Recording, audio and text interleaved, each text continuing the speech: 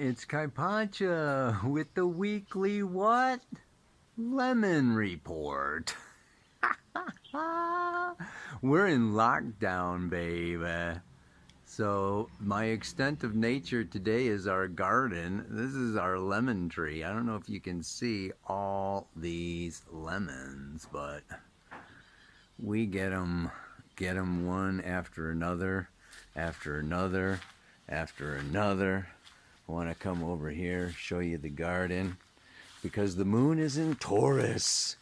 The moon is in Taurus, and she's moving right on through Taurus.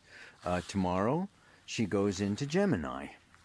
And then on Saturday, she goes into Cancer. And finally, we've got a new moon at 28 degrees, 27 minutes of Cancer on Monday. Okay? And then, of course, so she's going to move on into Leo. In the meantime, I don't even know the names of all these things. I mean, there's some parsley. This is a very interesting one. Laura knows this. There's some lemongrass back there. As above, so below. We have a great variety of planets, and we have a great variety of plants. This is ginger. This is ginger that we've got going here. This is another little dwarf lemon tree that's happening. But to get on with the astrology, today, actually, Wednesday, the sun is directly opposite Pluto. You know, it was opposite Jupiter a little while ago. Now it's opposite Pluto, and it's going to continue on and oppose Saturn on Monday. So there we've got some lettuce. And I'm going to talk about that. And then Mercury is moving through Cancer, and it is squaring Chiron next Tuesday. Now, Mars has been, moving through conjunct Chiron, right? It was exact, I think, yesterday, but really this is a couple weeks, okay, of the warrior coming around and conjuncting with the wounded warrior, right? The wounded masculine. Look at these peppers. These are red peppers over here. There's a big one in the back. Where did that sucker go? I missed it. Anyway, but then over here, this is a hot red pepper. This guy is going to get nice and hot. We got some cherry tomatoes over here. Anyway, it's starting to rain. This is the rainy season. I'm going to talk a lot about Lilith and Eris. Eris is squaring Pluto, of course, for a long time. I'll give you some more dates on that. And Black Moon Lilith is going back and forth and back and forth and back and forth. Conjunct Eris 20 times. True Lilith going back and forth 20 times over Eris, squaring the whole stellium, Jupiter, Pluto, Saturn up there in Capricorn. I want to talk about that a little bit. So I'll find some place out of the rain. Okay, hola everybody. There is so much going on.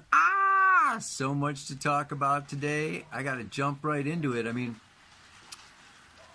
First of all, let us give great thanks that both Mercury and Venus have gone direct. Okay, we have Mercury, Venus, and Mars are called the personal planets. Okay, and when they go retrograde, things go haywire, and things, it's more of a time of internalization, and we're used to doing and going and accomplishing, and it's just things get confused, miscommunications, and relationship issues with Venus, and so Venus went retrograde like the middle of May, so like the end of May, the whole month of June, okay, and then Mercury just went direct on the 12th. So Mercury went direct, and they were both retrograde. Okay, so we've had almost 2 months of this retrograde action. Okay, and so we have a bit of a time to breathe. Okay, and this bit of a time to breathe is going to go until September 9th. when Mars goes retrograde, the other personal planet. Okay, so we do have this, it's like a window of time here, that just kind of began with this, Mercury going, going direct, where Mercury, Venus, and Mars are all direct, even though Jupiter, Saturn, and Pluto are still retrograde. Okay, and anyway, I'm not going to go into it too much, but I just want to say this window of time here, the rest of July, okay, and August, and, into September a little bit, we do have some forward motion happening, for better or for worse. That can also be wars being started, or arguments, or people leaving or breaking, or whatever things going on. But it is forward progress, where it's been more of a time of reflect and renew and repair and review and renegotiate, etc., etc., etc. So it is now this time period of moving forward with what and through what. And this is where I really want to, well, I don't want to get into the mantra yet, but let's just really consider. Okay, I did this whole thing with Lilith, Black Moon Lilith is, associated, okay, with, she's kind of this force. It's not a physical body, okay, but she is this gravitational point, okay, between the Earth and the Moon that goes back and forth and back and forth. She kind of holds the Moon in her place, whatever, very powerful energy that I've talked about before. And this powerful force, she was actually, I have photos of her, or whatever, paintings, ancient paintings of her as being the serpent in the garden, offering Eve the apple from the tree of knowledge, and then Eve, okay, giving Adam the apple. And then when they all ate of the apple, that's when they covered up and got out, and were removed from the Garden of Eden. So she's got this, kind of, temptress, and this powerful dark feminine energy that is, going back and forth over Eris. And I've talked about Eris before. I did a whole big long talk with our last Astrology Rising 2020. On Eris square Pluto. Eris squares Pluto, okay, a total of 6 times between April 19th of 2019, going back and forth, Pluto, a little faster than Eris, all the way until October of 2021. And that's only to the exact minute. If we give it a 1-degree orb, we could say 2018, okay, all the way up, okay, until 2022, 4 years, okay, of Pluto square Eris. But now we've got Jupiter and Saturn in the mix. So here is this Eris, the goddess of discord, who would go, Aries' sister, that would go through the battlefield and delight in all of the blood. Draw blood. She's a very powerful, we could say, karmic, it's face this karma energy. She is, Kali. Yes, a destroyer, feminine goddess energy that, really calls people on their stuff. And she is squaring, okay, this whole stellium in Capricorn, the patriarchy, okay, the established institutions, whether it's political and Trump, or whether it's Fauci or Gates, or we've got all, so we have so many, okay, and this is, she could also represent Black Lives Matter. So we've got, this Black Lives Matter, supporting, the dark, the feminine, the women, okay, the Me Too energy, all of this coming up to square and call, and make patriarchs, whatever, basically external authority figures, hold them accountable. And so we've gone, and the challenge with the square, obviously, is that it can be too much. And it can carry some, dark energy with it. It can go too far, right? So, she delighted, okay, the idea of delighting in the destruction of, gives kind of a twist, to that energy. And what's happening also, of course, I saw this video last night of, it's this like the Joker. I don't know if you've seen it, Pastor. I don't know how viral it's gone. My brother sent it to me, but he's like, they're telling you to wear masks, they're telling you to get vaccines, they're closing the schools, and you're just going along like sheep and blah blah blah, and very sinister. Yeah, this very sinister, very dark rebellion kind of energy. And this can be also attributed to this, Mars-Cheiron, because the wounded masculine, this wounded Mars, Chiron is the wounded healer wanting, okay, it's in Aries for 8 years.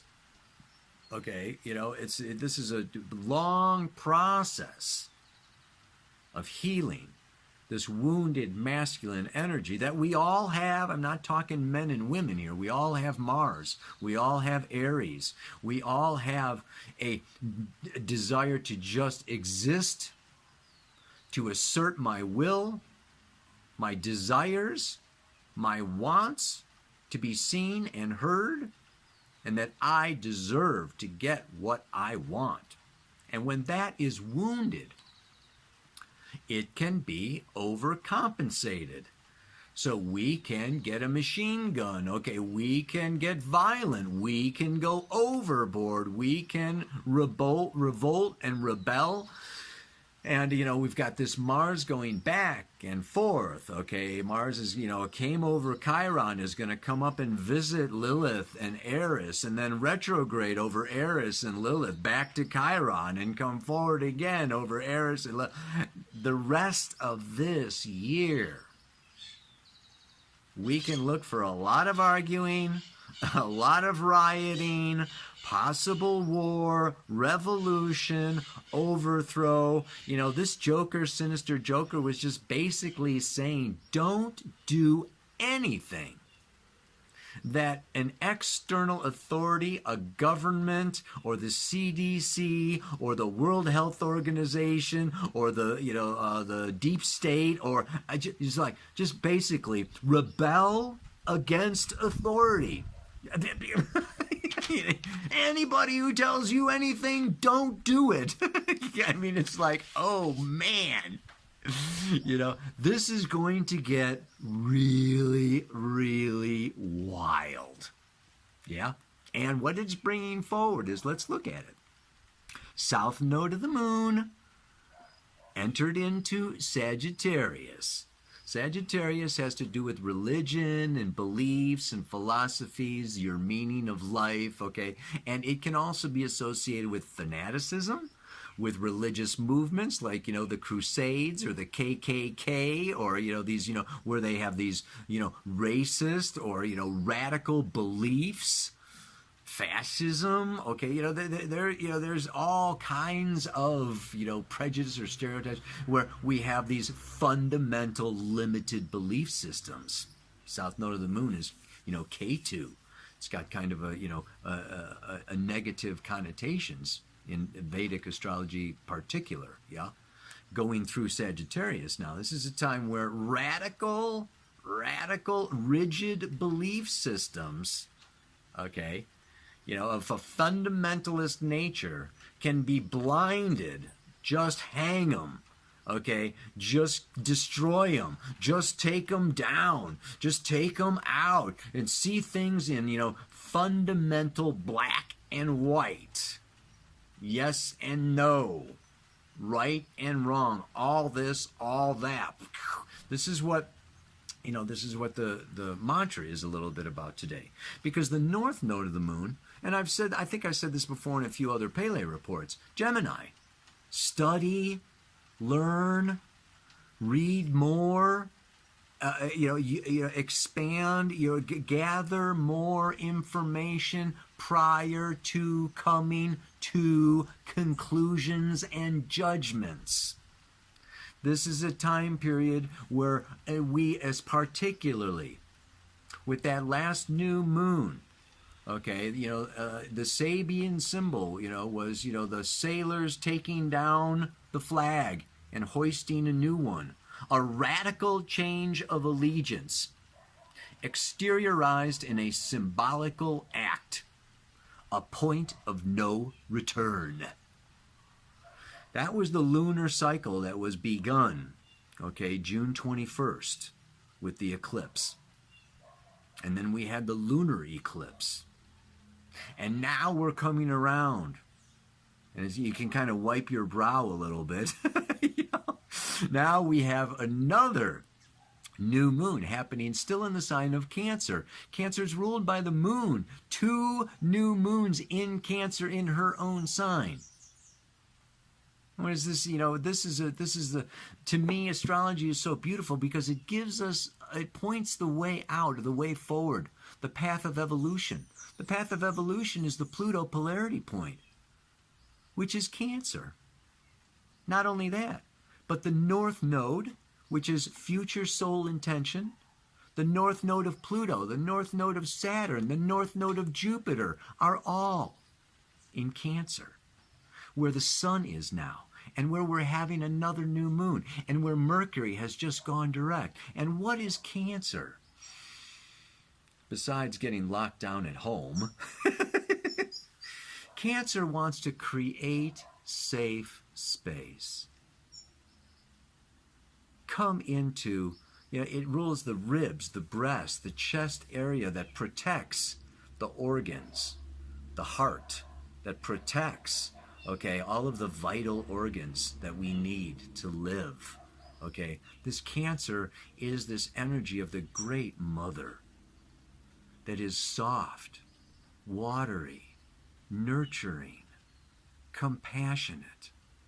It's the beautiful, warm, feminine energy of the Madonna, yes?